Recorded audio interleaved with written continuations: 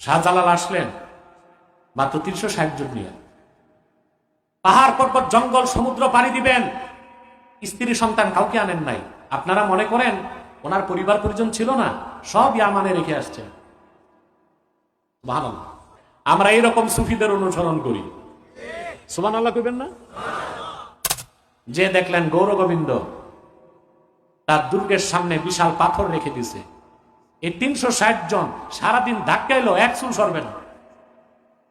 এবার শাহজালাল দেখছেন তরবারিতে কাজ হবে না, স্পিরিচুয়াল ফোর্স, আত্মিক শক্তিকে প্রয়োগ করলেন। শুধু পাথরের সামনে দাঁড়ায় বললেন, সিল হাট। হাজার মনোজরের পাথর চূর্ণ বিচূর্ণ হয়ে মাটির সাথে মিশে গেছে। আসলো গৌর গোবিন্দ, শুরু হলো লড়াই। সাহাবা একরামের অনুসরণ করে আউলিয়া একরাম মুজাহাদার পথ বেছে নিছেন। আমরা মুজাহাদা বুঝি কি? কম খাইলাম, নোংরা কাপড় পরলাম, বসে তসবি পড়লাম, এর নাম দিছি কি মুজাহাদা? সাধক। কি এত আরামে সাধক হওয়া যায় না। সাধক ছিল শাহজালাল।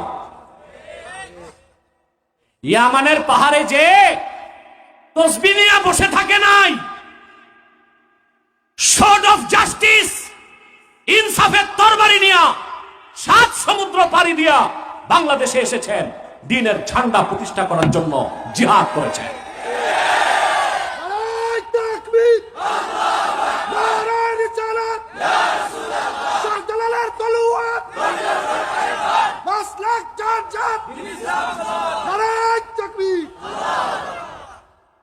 শাহজালাল আসলেন মাত্র 360 জন নিয়ে।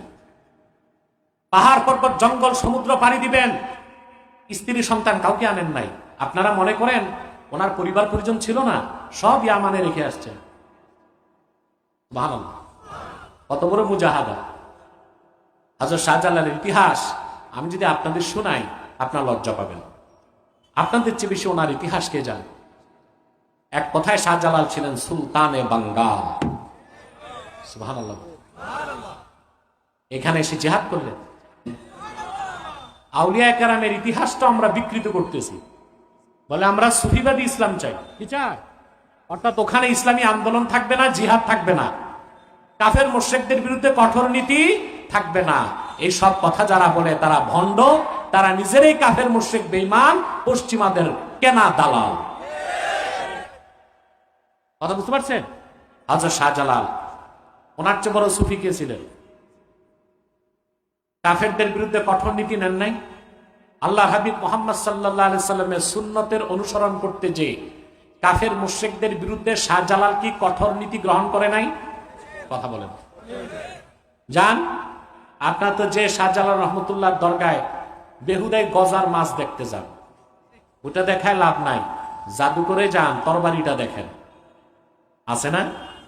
কথা বলেন। শাহজালাল ছিলেন এমন সুফি যার বুকে ছিল কোরআন, এক হাতে তাসবিহ আর এক হাতে তরবারি। আমরা এইরকম সুফিদের অনুসরণ করি। সুবহানাল্লাহ কইবেন না? আল্লাহর কোরআন বুকে নিয়ে, গলায় তসবিহ নিয়ে, হাতে এক হাতে জায়নামাজ আর এক হাতে তরবারি, 360 জন সঙ্গী নিয়ে শাহজালাল যখন সিলেট আসলেন, জায়নামাজে সুরমা নদী পার হলেন। সুবহানাল্লাহ। যে দেখলেন গৌর গোবিন্দ তার দুর্গের সামনে বিশাল পাথর রেখে দিছে, এই 360 জন সারাদিন ধাক্কাইলো, এক চুল সরবে না। এবার শাহজালাল দেখছেন তরবারিতে কাজ হবে না, স্পিরিচুয়াল ফোর্স, আত্মিক শক্তিকে প্রয়োগ করলেন। শুধু পাথরের সামনে দাঁড়ায় বললেন, সিল হাট।